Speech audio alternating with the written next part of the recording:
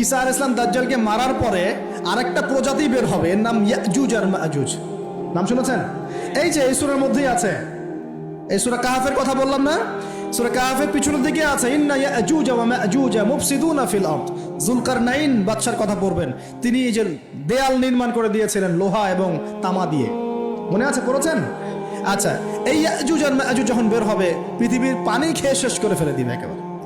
এর এত বেশি হিংস্র হবে যে এদের সাথে লড়াই করার মতো ক্ষমতা কোনো মানুষেরই থাকবে না, এমনকি ঈসা আলাইহিস সালামেরও নয়।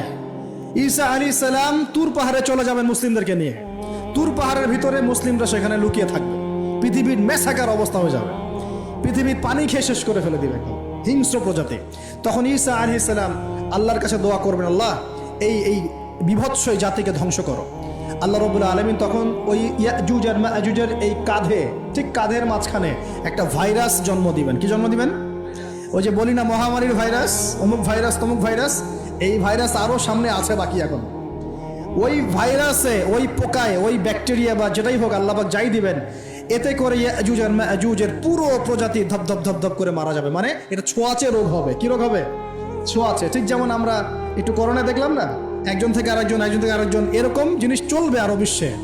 আর এখনকার নতুন রিসার্চ হচ্ছে ওই সাইবেরিয়া অঞ্চলের যে বরফগুলো আছে না, ওর নিচে এই 1 লাখ বছর, 1.5 লাখ বছর, 2 লাখ বছর আগের ভাইরাসগুলো নতুন করে জায়গা শুরু করেছে এখন। হ্যাঁ, এগুলো বিজ্ঞানীরা বলছেন যে এগুলো আবার কোন দিন জানি পৃথিবীতে আত্মপ্রকাশ করা শুরু হয়। সব কিছুই ঘটবে। বিশ্বটার খুব রহস্য আছে, বিশ্বটার অনেক রহস্য আছে। আল্লাহ পাক এগুলো খেলার ছলে সৃষ্টি করেন নাই, পরীক্ষা। লিয়াবলুয়াকুম আইয়ুকুম আহসানু আমালা, আল্লাহ পাক বলেছেন। এরপরে ইয়াজুজ আর মাজুজের সব প্রজাতি মারা যাবে। নবীজি বলছেন জমিনে কোনো জায়গায় ফাঁকা থাকবে না, সমস্ত জায়গাতেই ওদের দেহ পড়ে থাকবে। আল্লাহু আকবার। এরপরে ঈসা আলাইহিস সালাম আল্লাহকে বলবেন, আল্লাহ জমিনটাকে পবিত্র করে দাও। আল্লাহ পাক কি করবেন জানেন? বড় বড় নখরওয়ালা, বড় বড় নখ আছে, নখ দেখেছেন? বড় বড় নখ, বড় বড় নখওয়ালা একটা স্পেশাল প্রজাতির পাখি আল্লাহ পাঠাবেন। কি পাঠাবেন? পাখি। এটা কোন পাখি, কি নাম আমরা জানি না। ঠিক এরকম করে এই এক শ্রেণীর পাখি আল্লাহ পাঠাবেন যাদের নখগুলো খুব বড় বড় হবে, বিশাল বিশাল নখ। এই নখগুলো দিয়ে তারা দেহগুলোকে উঠাবে, উঠিয়ে নিয়ে কোথায় যে ফেলে দেবে আল্লাহ ভালো জানে। সুবহানাল্লাহ, আল্লাহু আকবার। আল্লাহ পাক বিশ্বে কত কি বাকি রেখেছেন এখন। এরপরে আল্লাহ পাক কি করবেন জানেন? আল্লাহ পাক বৃষ্টি বর্ষণ করবেন। এত বেশি বৃষ্টি হবে, এত বৃষ্টি হবে, জমিন ধুয়ে পরিষ্কার হয়ে যাবে। হাদিসে আসছে জমিন একদম চকচক করবে, জমিটা পরিষ্কার হয়ে চকচক করতে থাকবে। এরপরে, কারণ ওই ভাইরাস তো ধুইতে হবে না, ভাইরাসকে ধুয়ে সাফ করতে হবে। তারপরে ঈসা আলাইহিস সালামের সময়ে বলা হচ্ছে, তার সময়ে একটা ডালিম, ডালিম দেখেছেন কিনা? আনার ডালিম, এই ডালিমের যে খোসা হয় না, এই ডালিমের খোসার নিচে একটা পুরো পরিবার আশ্রয় নিতে পারবে। কি বুঝলেন? এত বড় বড় ফল হবে, এত বরকত হবে জমিনের মধ্যে। কখন বরকত হয়? যখন একটা জনপদের অধিবাসীরা আল্লাহর সামনে আত্মসমর্পণ করে, তখন আল্লাহ বরকত দেন। আমরা কি আত্মসমর্পণ করছি? এই জন্যই তো অর্থনৈতিক মন্দা চলছে। এমনি এমনি নাকি? সুদ খাচ্ছেন, দিব্যি ঘুষ খাচ্ছেন, দুর্নীতি করছেন, জেনা করছেন, মানুষের সম্পদ আত্মসাৎ করছেন, মাপে কম দিচ্ছেন, আবার নামাজও পড়ছেন, মাশাআল্লাহ। তো বরকত কোত্থেকে আসবে? তো বরকত কখন আসে? যখন একটা কম আল্লাহর সামনে সম্পূর্ণ আত্মসমর্পণ করে। একটা ডালিম হবে, এটা রূপকথা নয়, এগুলা গাল গল্প বলছি না।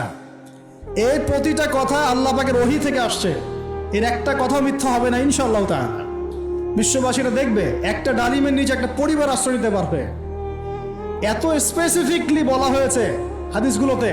নবী সাল্লাল্লাহু আলাইহি সাল্লাম বলেছেন যে 10 জন ঘোড়সওয়ার, কয়জন ঘোড়সওয়ার? 10 জন ঘোড়সওয়ার বের হবে ইমাম মাহদীর সময়, যারা খোঁজ নিতে যাবে যে দেখি দাজ্জাল বের হয়েছে কিনা। ঘোড়ায় করে খোঁজ নিতে যাবে, দেখি দাজ্জাল বের হয়েছে কিনা।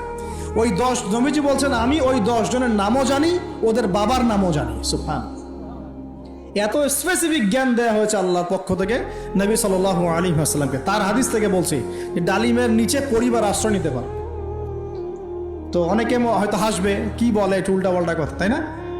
নাস্তিকরা মনে করতে পারে যে হাসবে, আরে হাহারি এক দিয়ে রেখে দেবে। এখন মানুষ ফেসবুকের মতো চিন্তা করে, ফেসবুকের মতো হাসে, ফেসবুকের মতো কাঁদে।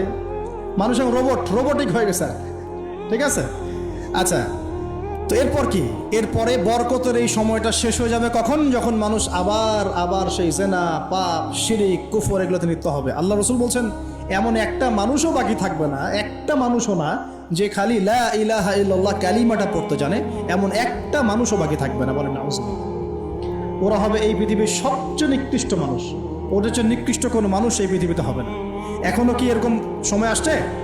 আসে নাই। এখন কি লা ইলাহা ইল্লাল্লাহ আছে না? আছে, হ্যাঁ, হয়তো তার পূর্ণাঙ্গ প্রয়োগটা নাই, কিন্তু কালিমা তো আছে কি না? তখন নবীজি বলছেন এমন একটা যুগ আসবে যে লা ইলাহা ইল্লাল্লাহ বলার মতো একটা মানুষ খুঁজে পাওয়া যাবে না, আর মানুষ রাস্তাঘাটে কুকুরের মতো জেনা করবে। রাস্তাঘাটে কুকুর যেমন সঙ্গম করে না রাস্তাঘাটে, ওই রকম করে মানুষ রাস্তাঘাটে জেনা করবে। ওই সময়ে আল্লাহ রাব্বুল আলামিন পশ্চিম দিক থেকে সূর্য উঠাবেন। কোন দিক থেকে? সূর্য সত্যি সত্যি পশ্চিম দিকে উঠবে। পৃথিবী একদিকে ঘুরছে না এখন, কে জানে আল্লাহ পাক পৃথিবীর ঘূর্ণন থামিয়ে উল্টা দিকে ঘোরাতে পারেন না? অবশ্যই পারেন। আল্লাহ পাকের জন্য এটা খালি বলা, কুন ফায়াকুন, হও হয়ে যাও, ব্যাস ব্যাস। আমি কয়েকদিন আগে রিপোর্ট দেখেছি, পৃথিবীর নিচে কিন্তু আগুনের স্তর আছে। আচ্ছা, জানেন তো পৃথিবীর নিচে আগ্নেয়গিরিগুলো আছে। পৃথিবীর ভিতরেও একটা ঘূর্ণন হয়, সেই ঘূর্ণনের দিক পরিবর্তন হচ্ছে দিন দিন, এমনটা রিপোর্ট এসেছে।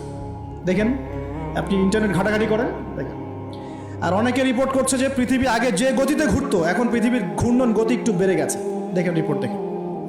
ঘূর্ণন গতি বেড়ে যাওয়ার মানে হচ্ছে টাইম দ্রুত পাস করবে। আর শেষ জামানার হাদিস এটাও আছে যে সময় দ্রুত পাস করবে, আছে না? এটা হাদিস আসছে। তো প্রিয় ভাইরা, এই সময়ে মানুষ খারাপ হওয়া শুরু করার পরে এমন খারাপ হবে, আল্লাহর নাম নেওয়ার মতো কোনো মানুষ থাকবে না, আল্লাহ আল্লাহ বলার মতো কোনো মানুষ থাকবে না। তখন পশ্চিম দিক থেকে সূর্য উঠবে। কিভাবে কিয়ামত হবে? নবীজি বলছেন একজন ব্যক্তি পানি খাওয়ার জন্য পাত্রটাকে মুখের সামনে নিবে, পানি গিলতে পারবে না, কিয়ামত হয়ে যাবে। নাউজুবিল্লাহ। ইযা ওয়াকাআতিল ওয়াকিআ লাইসা লিওয়াকাআতিহা কাযিবা আল কারিআতু মাল কারিআ ওয়া মা আদরাকা মাল কারিআ। আছে না? আম্মা ইয়াতাসাআলুন আনিন নাবাইল আযীম।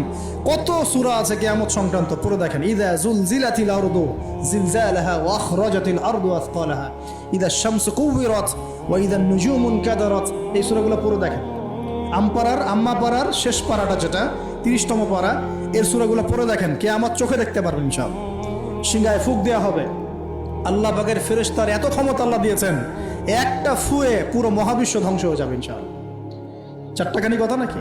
দ্বিতীয় ফুৎকারে আবার সবাইকে জীবিত করা হবে। এবং এই যে দুনিয়ার জীবনটা আমরা কাটাচ্ছি, এই 30, 40, 50, 60, 100 বছরের জীবন, এই জীবনের এক একটা হিসেব আল্লাহর সামনে দাঁড়িয়ে সেদিন দেওয়া লাগবে। অতএব এই দুনিয়ার জীবনটাতে প্রস্তুতি গ্রহণ করি, 5 ওয়াক্ত নামাজ পড়ি, যাকাত দেই, কালিমা বোঝার চেষ্টা করি, আল্লাহ তাওহীদ শিখি, জানি, বুঝি, নবীর সুন্নত অনুযায়ী আমল করি, হালাল খাই, পরিবার গড়ি, মানুষকে সৎ কাজের দাওয়াত দেই, অসৎ কাজে নিষেধ করি, ইসলামকে আল্লাহর জমিনে প্রতিষ্ঠা করার চেষ্টা করি। আল্লাহ পাক যা দিয়েছেন, জানমাল, সময়, শ্রম, আল্লাহ পাক যা দিয়েছেন, ক্ষমতা, প্রতিপত্তি, সম্পদ, এগুলোকে আল্লাহর দিনের জন্য ব্যয় করি।